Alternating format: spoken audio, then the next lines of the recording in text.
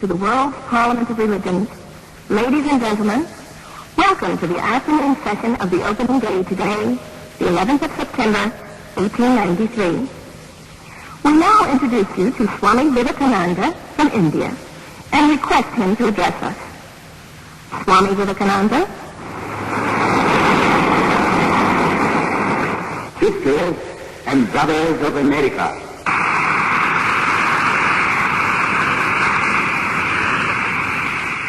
it fills my heart with joy unspeakable to rise in response to the warm and cordial welcome which you have given us. I thank you in the name of the most ancient order of monks in the world. I thank you in the name of the mother of religions. And I thank you in the name of the millions and millions of Hindu people of all classes and sects. My thanks also to some of the speakers on this platform who, referring to the delegates from the Orient, have told you that these men from far-off nations may well claim the honor of bearing to different lands the idea of toleration. I am proud to belong to a religion which has taught the world both tolerance and universal acceptance. We believe not only in universal toleration, but we accept all religions as true.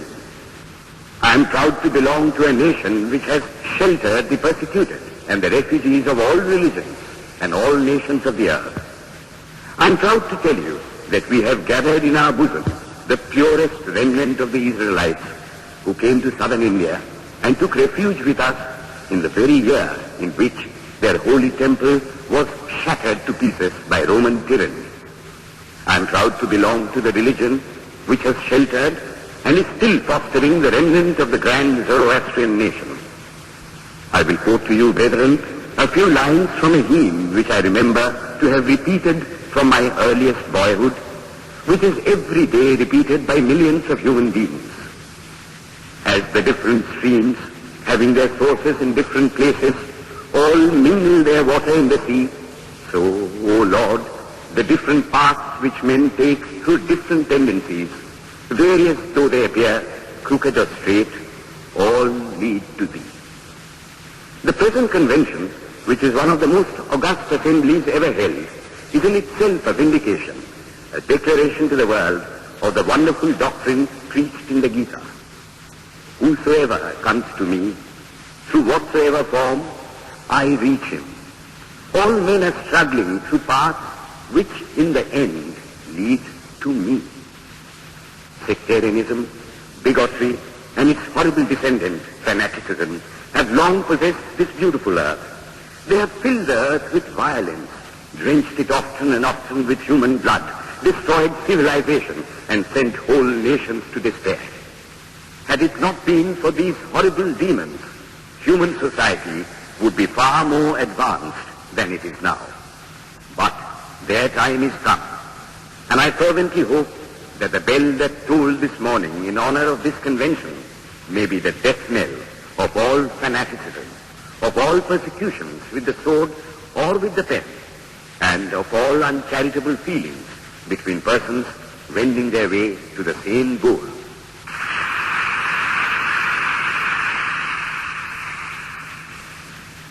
Ladies and gentlemen, on the agenda for today, the 15th of September, 1893, a galaxy of eminent speakers are scheduled to address us, and it gives us great pleasure to once again invite Swami Vivekananda to speak.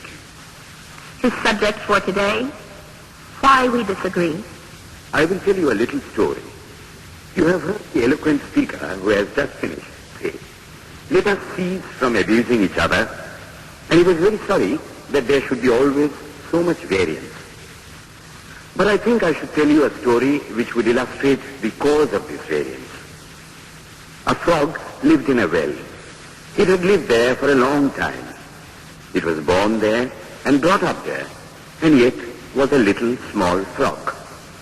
Of course, the evolutionists were not there then to tell us whether the frog lost its eyes or not, but for our story's sake, we must take it for granted that it had its eyes, and that it every day cleansed the water of all the worms and bacilli that lived in it with an energy that would do credit to our modern bacteriologists.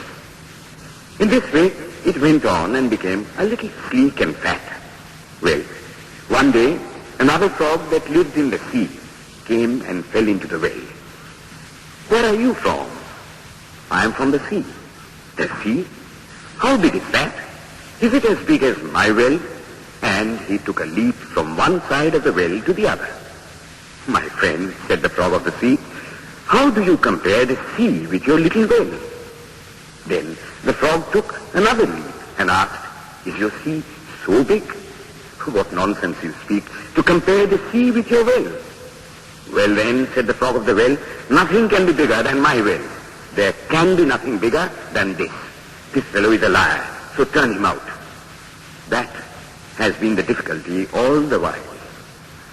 I am a Hindu. I am sitting in my own little well and thinking that the whole world is my little well. The Christian sits in his little well and thinks the whole world is his well. The Mohammedan sits in his little well and thinks that is the whole world. I have to thank you of America for the great attempt you are making to break down the barriers of this little world of ours, and hope that in the future the Lord will help you to accomplish your purpose.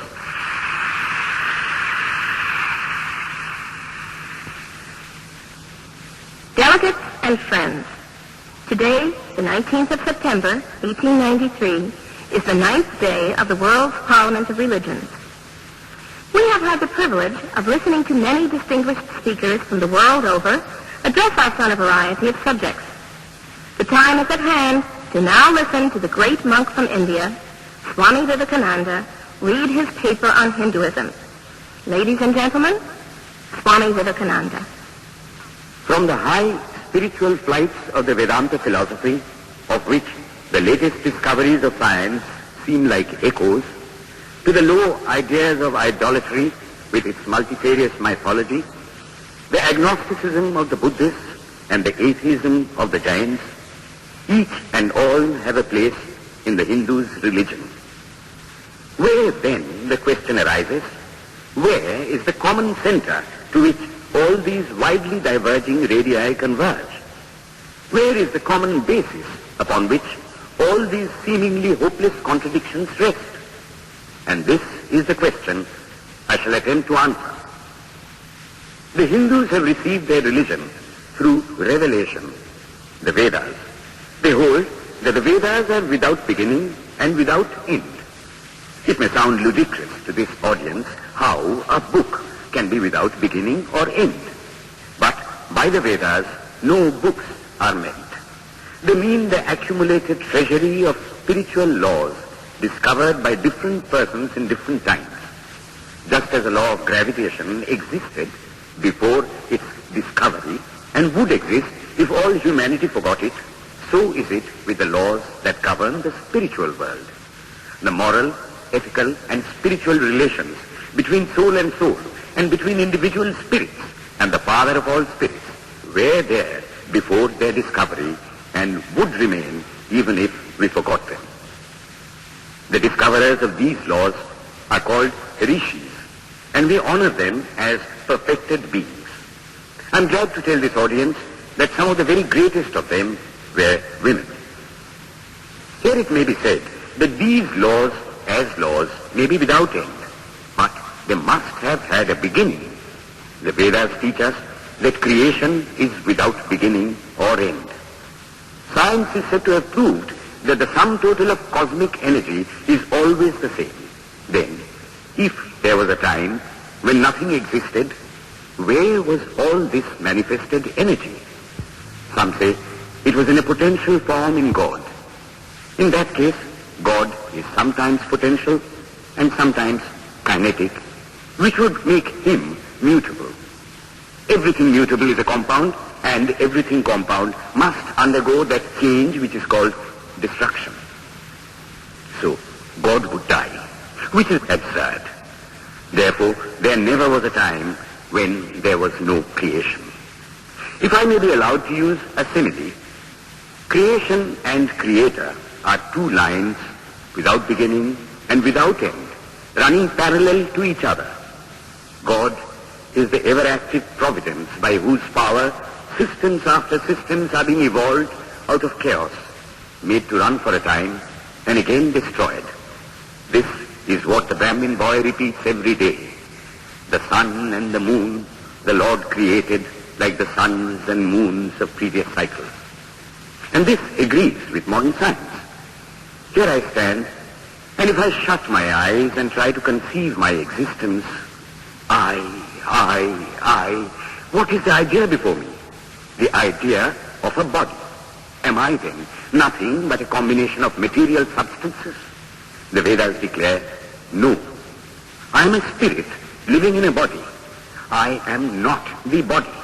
The body will die, but I shall not die. Here am I in this body. It will fall, but I shall go on living. I had also a past. The soul was not created, for creation means a combination, which means a certain future dissolution. If then the soul was created, it must die.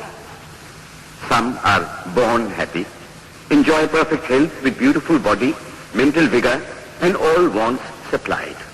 Others are born miserable. Some are without hands or feet. Others again are idiots and only drag on a wretched existence. Why, if they are all created, why does a just and merciful God create one happy and another unhappy? Why is he so partial? Nor would it matter in the least to hold that those who are miserable in this life will be happy in a future one. Why should a man be miserable even here in the reign of a just and merciful God?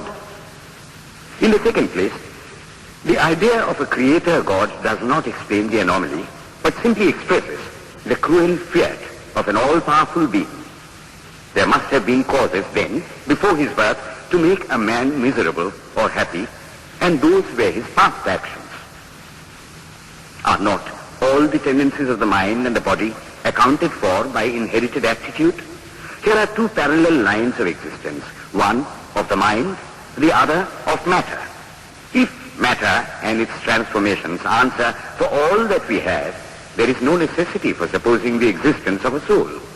But it cannot be proved that thought has been evolved out of matter.